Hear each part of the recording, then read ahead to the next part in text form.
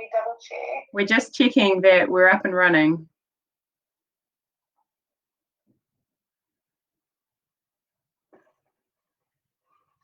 Still. Okay, it's telling me that I'm live. Yeah, you are. I am, we're here. Thanks anyone that's still on the line and been bearing with us as we sort out our technical issues. I have no idea what went wrong and why it is now working, but it is, so that's good.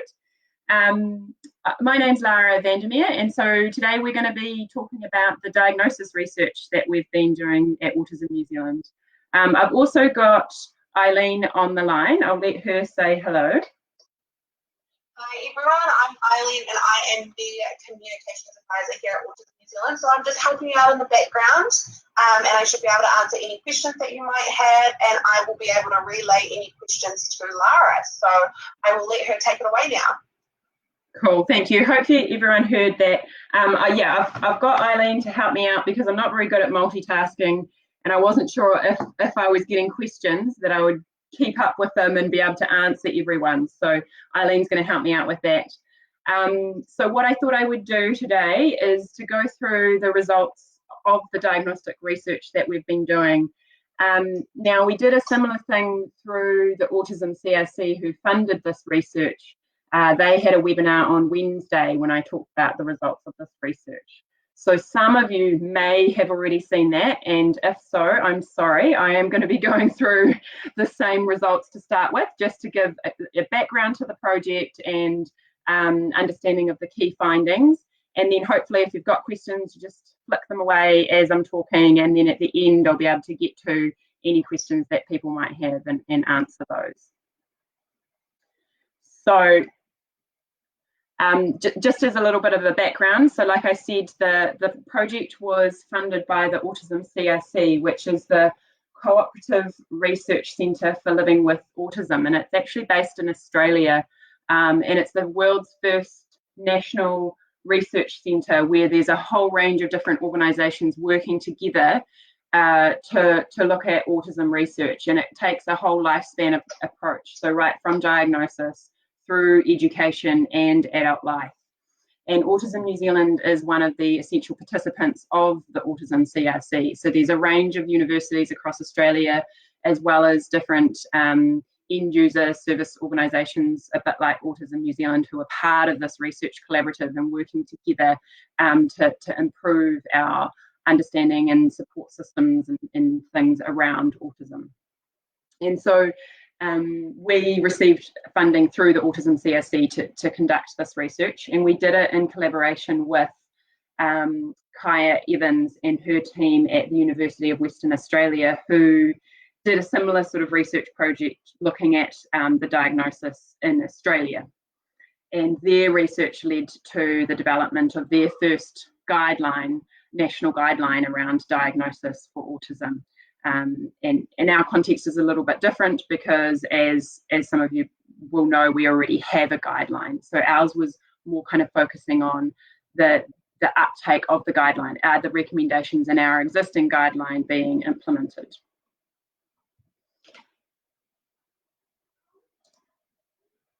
And Autism New Zealand saw this research as really important for people on the autism spectrum, as well as those who work with them, because we understand that diagnosis is a critical point in someone's life, and it has a long-term impact on their life, as well as for their family and whānau.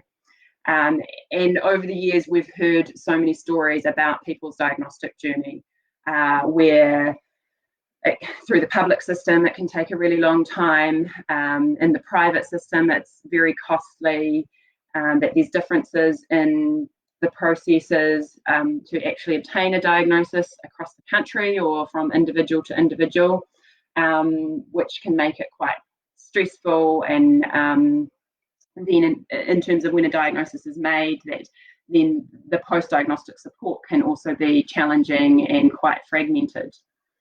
And at the same time, we also know that there were many great clinicians out there who are working so hard and doing their best to support best practice in the diagnosis and care of individuals with autism. and that they're often sort of hampered by systemic barriers and things like a lack of funding or resources to actually be doing what they're trying to achieve. And like I said, in New Zealand, we have our guideline, and this has been in place since 2008 and is updated each year around different topics. And it was developed as a collaboration between the Ministry of Health and Ministry of Education to help clinicians in decision making around identification, around diagnosis and ongoing support for people with autism. However, what we've often heard from the community is that there's differences between the recommendations that are made in our guideline and what people are actually receiving, so the actual implementation of the guideline. And so we took that opportunity to get everyone's different sorts of perspectives and more formally investigate and do some research to better understand the diagnostic processes in New Zealand, as well as the uptake of the guideline that we have. So we wanted to get both quantitative and qualitative data about people's experience of the diagnosis, and to use that to inform recommendations for improving best practice in the diagnosis and care of people with autism. And so we developed 3 surveys. As some of you will remember, we had these out in, I think it was August last year, where we had a survey for parents to fill in if their child was diagnosed with autism during childhood. And then we also had a survey for adults to understand the diagnostic process in adulthood. And we had a 3rd survey for clinicians who are involved in the actual diagnosis. And across all of these 3 surveys, we had a total of 640 people responding. So we were really pleased that people took the time out to fill in our survey so that we could get a better understanding of what's going on. All of the regions across New Zealand were represented across the 3 surveys. And for the survey for looking at diagnosis in childhood, for the most part, it was parents who were filling in that survey with few caregivers. And so what we did is we broke up the diagnostic process into 3 key parts. We first of all looked at that identification, that when someone first has queries that there might be autism, and the initial help that they sought. And then we looked at the actual diagnostic process. How do you go about and what does diagnosis itself involve? And then we looked at, thirdly, that post-diagnostic support. So looking initially at that kind of pre-diagnosis identification and initial help phase, we found that it was unfortunately characterised by a lack of clarity and a lot of delay. But the pathway the pathway was found to be quite unclear, both for parents of children diagnosed in childhood as well as for adults. So only or less than a quarter of respondents thought that the pathway to pursue a diagnostic process was clear. But for children and adults, we found quite different stories. So for children, typically parents didn't have first queries until about 4.5 years of age. And when they went to seek help, nearly half of them were kind of guided down paths that delayed that eventual diagnosis. So told things like there wasn't a problem or to come back if things didn't improve. And so as a result, we found that the average age of diagnosis in childhood is 6.4 years. So that showed then a 1.9 year gap between when someone first has queries that there might be, that their child might have autism, and the child actually getting a diagnosis. And being diagnosed at 6 years means that too many children are missing out on the opportunity for really effective early intervention that we know has such a big impact on long-term impact on development. And for adults, we found that there was also a big gap between those first queries and an actual diagnosis, about 4 years. But it was quite different in that there was quite a gap in terms of someone maybe having those initial queries and not sure about what to do about it, and then when they actually went to seek help, that then the diagnosis was actually a lot faster. So for 2/3 of the adult respondents, when they first went to seek that help, they got an autism diagnosis. So that was a faster kind of process. And then looking at the diagnostic process itself, we found that clinicians had a really good awareness of the New Zealand guideline around the recommendations for best practice in diagnosis of autism, but the actual implementation of those recommendations was variable. And so as a result, we found different experiences between childhood and adulthood in the actual diagnosis, and also quite different experiences between public diagnosis in the public system and diagnosis in the private setting. A key thing was that for children, it took a long time to get a diagnosis, as we've already been seeing. So when the amount of time from when a child was first put on a wait list for an initial appointment to actually receiving a diagnosis was 10.9 months on average, whereas for adults that time frame was 4.8 months on average. And these differences in times are also quite likely because we found that most children were diagnosed in the public setting. So 72% of children were diagnosed in the public setting, whereas 71% of adults were diagnosed in private practice. So that could be explaining those differences in timeframes. And so in the public system, that the demand is just too high for the resources that are available. But also in the approach to the diagnosis. So for children, they saw more clinicians were involved in that diagnostic process than for adults. And so for children in the public system, a multidisciplinary approach with a range of clinicians involved in diagnosis occurred 82% of the time, whereas for adults, they were more likely to be diagnosed by a sole practitioner. And so despite some of these really key differences in the process and timeframes, we did find some really positive common experiences when clinicians took a really thorough and consultative approach. So for example, one adult said that the psychologist was good at talking me through each step. We took our time and I found that therapeutic. And same for a parent talking about the multidisciplinary approach, that they liked that and found that it was really thorough.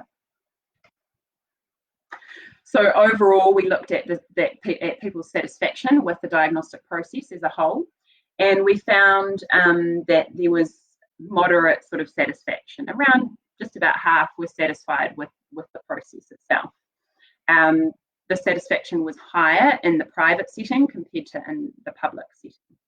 And this was linked to there being less stress in the process, to greater satisfaction with initial help and with the manner of the clinician involved in giving the diagnosis, as well as there being fewer clinicians involved in the diagnosis and shorter wait times to diagnosis. So all of those factors kind of influence more satisfaction with the process.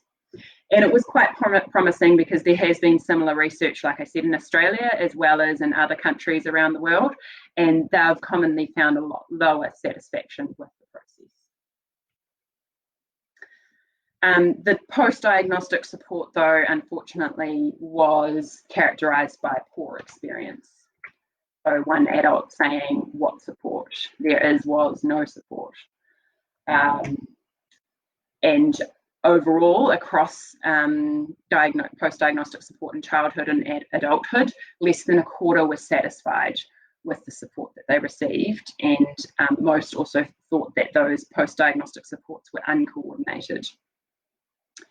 And so the common experience was that people were left with a sense that they had to deal with things themselves. That, for example, they might be given pamphlets but no real support, or when there was support, then there were more delays in actually accessing that support. And in particular, there were a few areas that stood out in terms of dissatisfaction with the post-diagnostic support.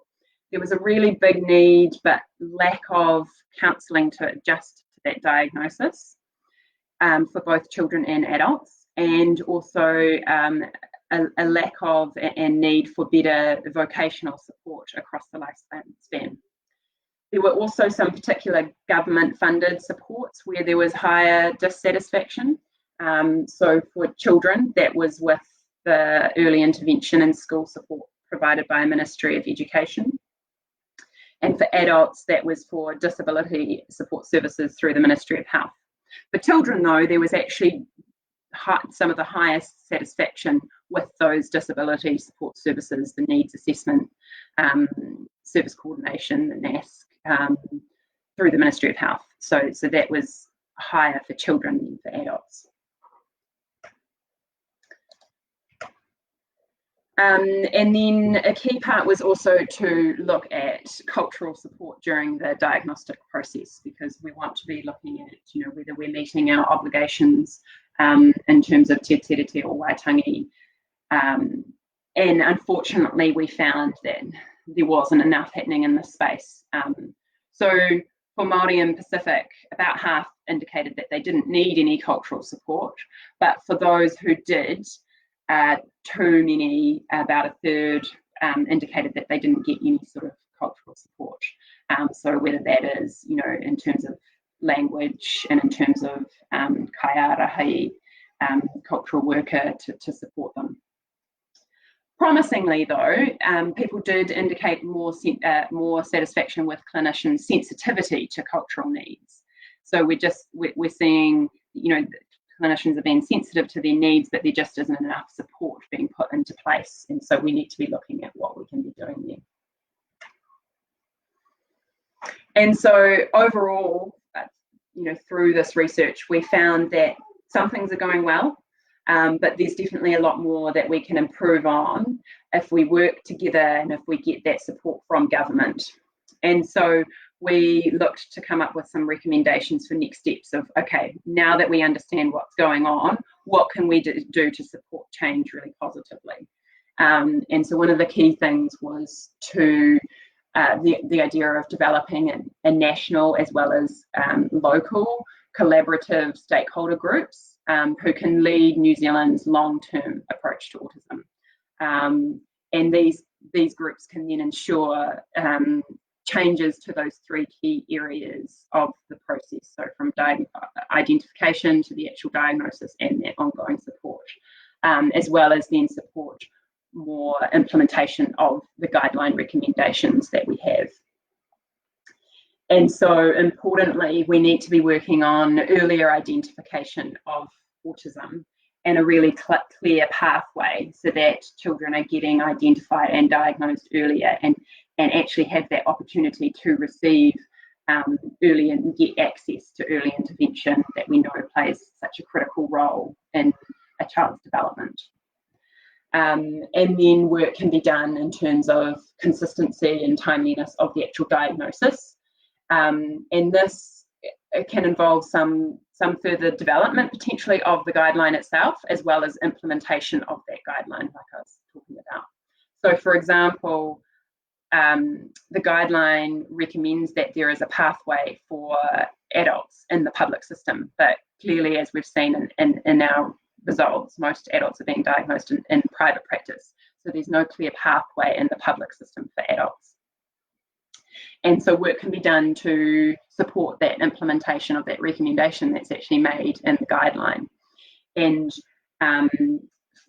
from findings from this research, we can also see that it's really important that this should take a sort of a co-design approach where autistic adults and clinicians who are involved in the diagnosis are involved in the development of that pathway to diagnosis for adults, to ensure that it takes a really consultative, strength-based approach, so that we see that adult's experience is going to be really positive in that process. And then finally, there's definitely a lot of work that needs to be done around the post-diagnostic support. And so we could look at this also being informed by a really comprehensive needs assessment that occurs earlier in that diagnostic process, so that people get access to some support earlier in the process. So they're not waiting a long time for a diagnosis and then waiting a long time again to actually access some sort of support. And so that they're getting that support earlier and then that's ongoing.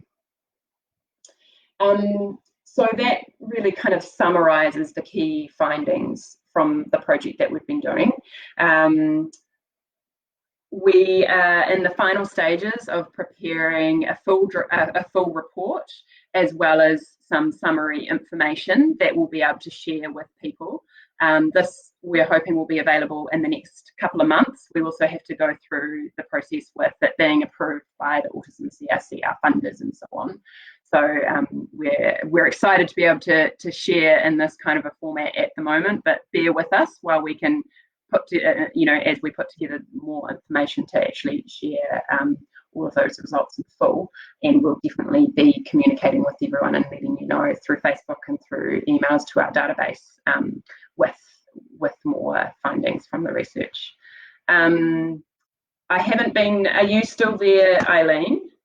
Yeah, I'm here. I haven't been keeping up to see whether we've got any questions come through or not. We haven't got any questions. I've got a couple of people that have been sharing their experiences, which is awesome. Thank you. Justin did ask, which you've now answered, is the report available for public release? So will it be available for the public? Yeah, so what we're planning on having is a report that will be available, a full report that will be available for the public, as well as a summary. The full report as it is about 60 pages. It was really comprehensive, and we've got a lot of really important information in there. And so we want to make it as accessible as possible. So making it available in different kind of formats, depending on people's interest in what they're wanting to find out. And yeah, like I said, I'm really hoping that we'll be able to get something out in the next month or two, but we do have to get things approved before we share the actual report. Perfect, awesome. And we've got Shell who said, she suggested that the rationale for cultural support should not actually be to meet obligations to Tiriti, but to adequately help whānau going through the diagnosis process. Yeah, absolutely. Yeah, I think there's those two key things. The key thing is that we're providing the best support for all family and whānau. Perfect. And I think that is, just looking at it now, those are all the questions. And thank you again to everyone who shared their experiences. Yeah, it was amazing to have so many people actually fill in the surveys and share their experience so that we can get a better understanding of what's going on out there. And so again, yeah, thank you to people who have been today as well. Absolutely. And if anyone's just tuning in now, we will be saving this video. So if you've missed Larah's presentation, you'll be able to view it later on. Cool. Yeah. And we will, as I said, be sharing more through Facebook and through our email research updates as well. Perfect. Thank you, Larah. No worries. And do also feel free to email me at any stage if you've got any specific questions. Awesome. Thank you. Okay, see you all. Goodbye.